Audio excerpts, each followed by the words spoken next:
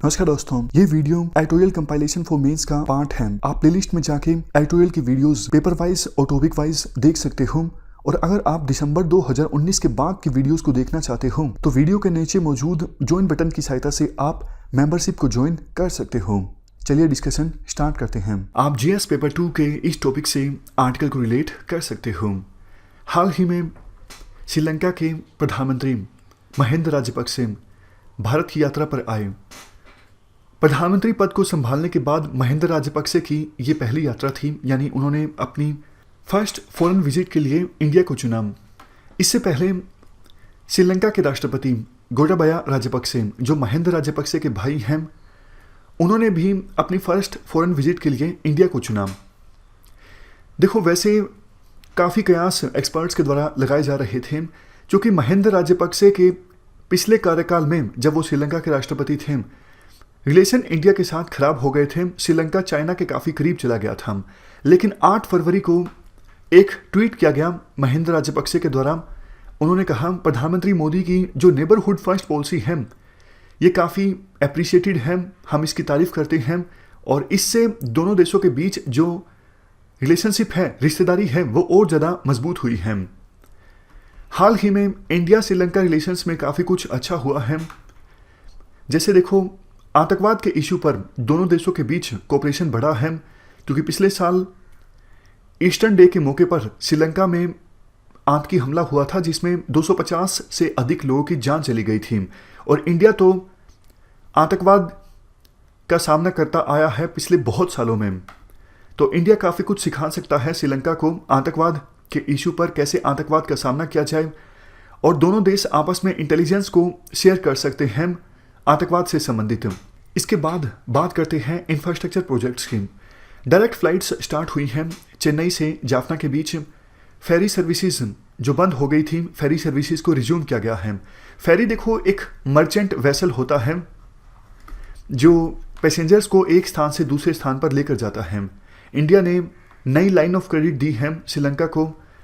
और श्रीलंका में जो इंटरनली डिस्प्लेस्ड लोग हैं, जो सिविल वार के कारण अपने घर बार को छोड़कर दूसरी जगहों पर चले गए थे, उनके लिए इंडिया के द्वारा हाउसेस का कंस्ट्रक्शन करवाया जा रहा है पिछले काफ़ी समय से, मतलब 2009 के बाद से ही। नेक्स्ट पॉइंट, इंडिया ने श्रीलंका को 280 एम्बुलेंसेज गिफ्ट की फ्री इमरजेंसी सर्विसेज प्रोवाइड करने के लिए। अभी देखो, ये एम्बुलेंसेज श्रीलंका के 9 प्रोविंसेस में से 8 प्रोविंसेस में एक्टिव हैं। इंडिया, जापान और श्रीलंका तीनों के बीच ट्राइलेटरल कोऑपरेशन देखने को मिल रहा है। श्रीलंका में ईस्ट कंटेनर टर्मिनल जो कि कोलंबो पोर्ट पर है, इसको डेवलप करने के लिए। इसके अलावा प्रपोजल ये भी है ट्रिनकोमाली ऑयल स्टोरेज टैंक को जॉइंटली डेवलप किया जाए इन 3 देशों के द्वारा। इसके अलावा मैरीटाइम सिक्योरिटी कोऑपरेशन के लिए एक 3 देशों का ग्रुप है, जिसमें इंडिया है, मालदीव है, श्रीलंका है। ये ग्रुप ठंडे बस्ते में चला गया था, इस ग्रुप को फिर से रिवाइव किया जा रहा है इंडियन ओशन में मैरीटाइम सिक्योरिटी को इंश्योर करने के लिए। श्रीलंका के बाद अब हम बात करते हैं मालदीव की। देखो, जब अब्दुल्ला यमीन मालदीव के राष्ट्रपति थे तो श्रीलंका की तरह ही हमारे रिश्ते मालदीव के साथ काफ़ी खराब हो गए थे और मालदीव चाइना के काफ़ी करीब चला गया था। लेकिन बाद में मोहम्मद सोलिह मालदीव के राष्ट्रपति बनते हैं और हमारे रिश्ते मालदीव के साथ ठीक होने स्टार्ट हो जाते हैं। मालदीव के राष्ट्रपति मोहम्मद सोलिह ने जब शपथ ली थी तो उस शपथ ग्रहण समारोह में हिस्सा लेने के लिए प्रधानमंत्री मोदी गए थे मालदीव में। अब्दुल्ला यमीन जब राष्ट्रपति थे तो उस समय एक कानून बना था, फॉरेन सिटीजन्स खास करके चाइना के नागरिकों को अलाउ कर दिया गया था कि वो मालदीव में आइलैंड्स को खरीद सकते हैं। लेकिन मोहम्मद सोलिह जब राष्ट्रपति बने, उन्होंने इस कंट्रोवर्शियल कानून को स्ट्राइक डाउन कर दिया। और प्रधानमंत्री मोदी की मालदीव विजिट के दौरान 2 प्रोजेक्ट्स 180 करोड़ के इनाग्रेट हुए, जिसमें से एक कोस्टल सर्विलेंस रडार सिस्टम और दूसरा composite training centre Maldivian national defence forces की ट्रेनिंग के लिए। इन दोनों प्रोजेक्ट्स की काफ़ी ज़्यादा सिग्निफिकेंस है इंडिया की नेबरहुड पॉलिसी में। इसके अलावा इंडिया ने $800 मिलियन की लाइन ऑफ क्रेडिट ऑफर की मालदीव को, और ये भी ऑफर किया कि हम आपके देश में वाटर सप्लाई और सीवरेज से संबंधित प्रोजेक्ट्स को डेवलप करेंगे। तो इससे इकोनॉमिक टाइज और ज़्यादा मजबूत हुए मालदीव के साथ। अभी देखो, टेररिज्म और रेडिकलाइजेशन, ये दो ऐसे सब्जेक्ट्स हैं जो दोनों देशों के लिए कंसर्निंग हैं। तो इन दोनों सब्जेक्ट्स के ऊपर इंडिया और मालदीव आपस में कोऑपरेट कर रहे हैं। एग्रीमेंट हुआ इंडिया का मालदीव के साथ कि ट्राइलेटरल दोस्ती नेवल एक्सरसाइज को फिर से रिवाइव किया जाएगा। ये ट्राइलेटरल एक्सरसाइज है, इंडिया, मालदीव और श्रीलंका के बीच होगी।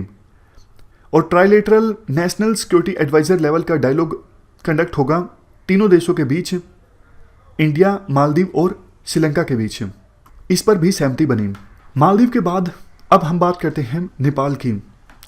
पिछले साल सितंबर में इंडिया और नेपाल ने मिलकर साउथ एशिया की first cross border petroleum products pipeline को इनाग्रेट किया।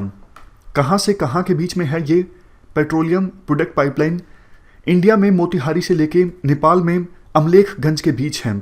ये देखो, साउथ एशिया की first cross border petroleum product pipeline है। उस समय नेपाल के प्रधानमंत्री केपी ओली ने एक्नॉलेज किया कि ये बहुत ज़बरदस्त कनेक्टिविटी प्रोजेक्ट है।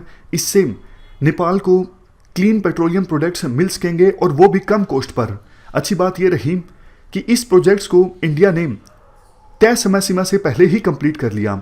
आमतौर पे इंडिया पर यह आरोप लगता है, इंडिया प्रोजेक्ट्स को लेके बड़े बड़े वादे कर लेता है लेकिन समय पर उन प्रोजेक्ट्स को डेवलप नहीं कर पाता। बहुत समय लगा लेता है इंडिया इंफ्रास्ट्रक्चर प्रोजेक्ट्स को डेवलप करने में। लेकिन अब ये परसेप्शन जो है वो टूट रही है, क्योंकि इंडिया इंफ्रास्ट्रक्चर प्रोजेक्ट्स को डेवलप करता है समय सीमा पर और समय सीमा से पहले ही।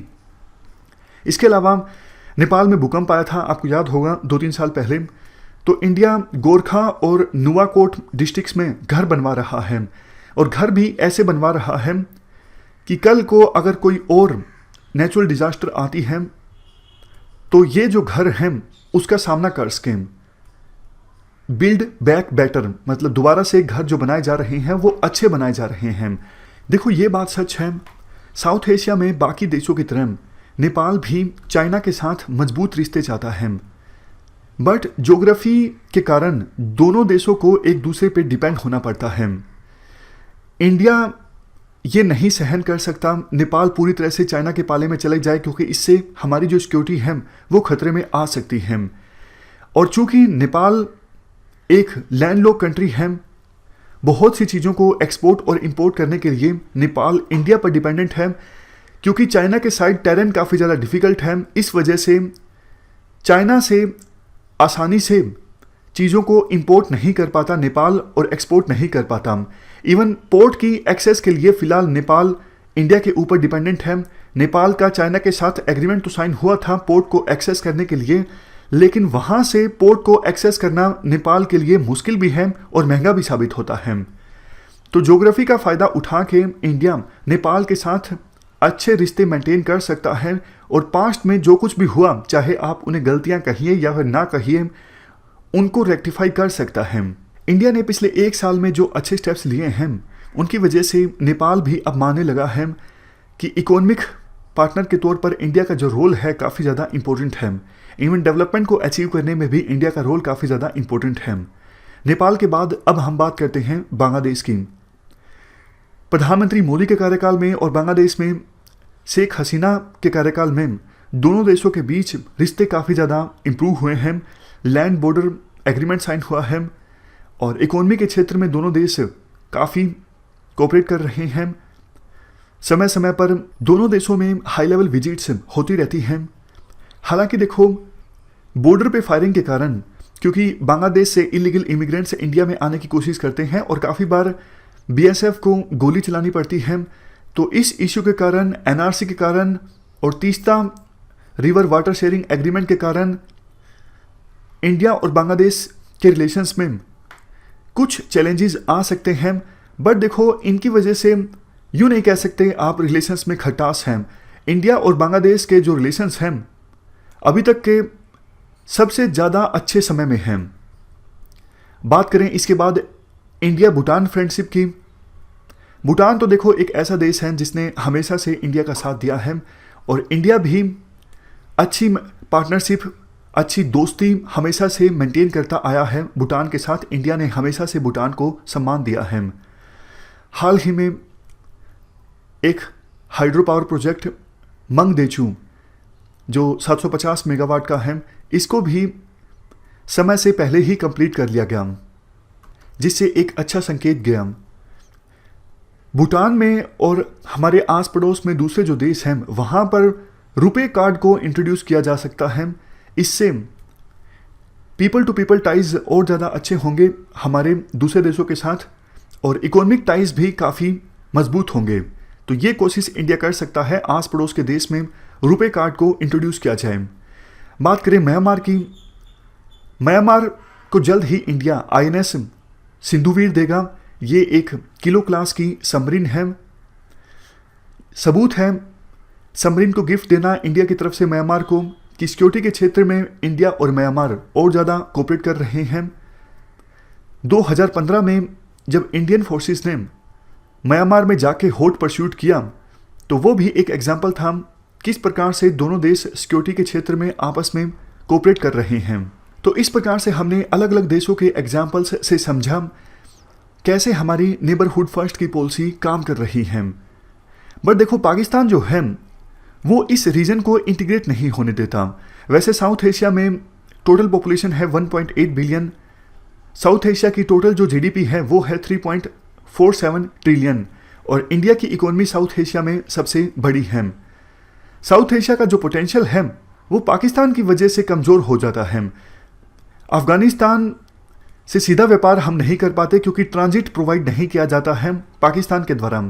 यहाँ पे अफगानिस्तान है, बीच में पाकिस्तान पड़ता है, उसके बाद इंडिया है। अगर ट्रांजिट रूट प्रोवाइड कर दिया जाए अफगानिस्तान से इंडिया में, तो अफगानिस्तान और इंडिया के बीच काफ़ी व्यापार हो सकता है, लेकिन पाकिस्तान ये होने नहीं देता। इसके अलावा सार्क जो है अभी ठंडे बस्ते में है, वो भी पाकिस्तान की वजह से। हमने कोशिश की थी कि एक व्हीकुलर एग्रीमेंट साइन हो सार्क के मेंबर कंट्रीज के बीच, ताकि व्हीकल्स एक देश से दूसरे देश में आसानी से मूव कर सकें। बट पाकिस्तान ने ये होने नहीं दिया, स्पॉइलर का काम किया मोटर व्हीकल एग्रीमेंट में। बाद में 3 देशों ने ये एग्रीमेंट साइन किया, इंडिया, नेपाल और बांग्लादेश। हमने सार्क के मेंबर कंट्रीज़ के लिए एक सैटेलाइट को लॉन्च किया, लेकिन पाकिस्तान ने इस सैटेलाइट की सर्विसेज लेने से इनकार कर दिया। पाकिस्तान के कारण ही जो एयर कॉरिडोर बना था इंडिया और अफगानिस्तान के बीच, ये अपने फुल पोटेंशियल को अचीव नहीं कर सका। अगर देखो ये एयर कॉरिडोर सफल रहता तो अफगानिस्तान अच्छी कनेक्टिविटी हासिल कर सकता था बाकी साउथ एशियन कंट्रीज़ के साथ, जैसे नेपाल, भूटान, श्रीलंका, बांग्लादेश। बट पाकिस्तान के कारण ये प्रोजेक्ट ज़्यादा सफल नहीं रहा। वैसे तो देखो, हमने ईरान में छबार पोर्ट को डेवलप किया है, और छबार पोर्ट काफ़ी ज़्यादा इंपॉर्टेंट है अफगानिस्तान से कनेक्टिविटी के लिए। बट रिसेंट में जो USA और ईरान के बीच टेंशन्स हुई, इन टेंशन्स के कारण छबार पोर्ट का जो भविष्य है थोड़ा अनसर्टेन लगता है। इंडिया ने काफ़ी कुछ इन्वेस्ट किया है, काफ़ी डेवलपमेंट प्रोजेक्ट्स को डेवलप किया है अफगानिस्तान में, और डिफेंस कोऑपरेशन भी काफ़ी ज़्यादा मजबूत हुआ है अफगानिस्तान के साथ पिछले 1-2 सालों में। हालांकि आपको याद होगा हमने एक आर्टिकल डिस्कस किया था हर्ष पंत का, जिसमें वो कह रहे थे कि अफगानिस्तान ज़्यादा कोऑपरेशन चाहता है इंडिया के साथ डिफेंस के क्षेत्र में, बट इंडिया जो है वो रिलेक्टेंट है। लेकिन आज के आर्टिकल में कहा जाता है डिफेंस कोऑपरेशन इंडिया का काफ़ी मजबूत हुआ है अफगानिस्तान के साथ पिछले कुछ समय में। देखो, अफगानिस्तान स्टेबिलिटी को अचीव कर सकता है इकोनॉमिक प्रोस्पेरिटी को इंश्योर करके, जिसमें इंडिया का रोल काफ़ी इंपॉर्टेंट साबित हो सकता है। और अफगानिस्तान की असली जो डेस्टिनी है वो साउथ एशिया में एग्जिस्ट करती है, बट पाकिस्तान जो है अफगानिस्तान को रोकता है साउथ एशिया के साथ इंटीग्रेट होने से। हमारे विदेश मंत्री S जयशंकर का कहना है, पहले की अपेक्षाकृत इंडिया अब ज़्यादा इच्छुक है साउथ एशिया में सिक्योरिटी प्रोवाइड करने में, डेवलपमेंट असिस्टेंस प्रोवाइड करने में, ह्यूमैनिटेरियन ऑपरेशंस चलाने में, जो अब इंडिया के एक्शंस में दिखता भी है। सार्क अगर ठंडे बस्ते में है तो इंडिया ने बिम्स्टेक, जो कि एक दूसरी रीजनल ग्रुपिंग है, इस पर ध्यान देना स्टार्ट कर दिया है। बिम्स्टेक के अलावा और दूसरी ऑर्गेनाइजेशंस है जिसकी सहायता से साउथ एशिया को इंटीग्रेट इंडिया कर सकता है बिना पाकिस्तान के, उन पर इंडिया ध्यान दे रहा है।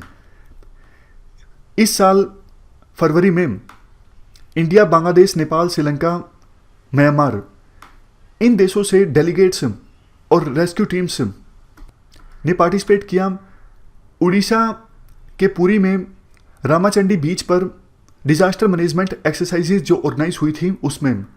इसके अलावा बिम्स्टेक ग्रिड इंटरकनेक्शन इस्टेब्लिश करने के लिए एक MOU साइन हुआ चौथी बिम्स्टेक समिट में। इस समिट में 7 मेंबर कंट्रीज ने पार्टिसिपेट किया था और ये समिट ऑर्गेनाइज हुआ था अगस्त 2018 में। तो इस इंटरकनेक्शन से बिम्स्टेक के जो मेंबर कंट्रीज हैं एक दूसरे से इलेक्ट्रिसिटी को इंपोर्ट और एक्सपोर्ट कर सकेंगे। लास्ट में कंक्लूजन में ये कहा जाता है, अगर पाकिस्तान आतंकवाद को समर्थन देना बंद कर दे तो एक रिस्पॉन्सिबल एक्टर की तरह पाकिस्तान भी रीजनल कोऑपरेटिव एफर्ट्स को ज्वाइन कर सकता है ताकि सस्टेनेबल डेवलपमेंट गोल्स को अचीव किया जा सके। ये हमने पूरा आर्टिकल डिस्कस किया नेबरहुड फर्स्ट पॉलिसी से संबंधित। इस डिस्कशन में फिलहाल इतना ही है। Thank you very much for discussion.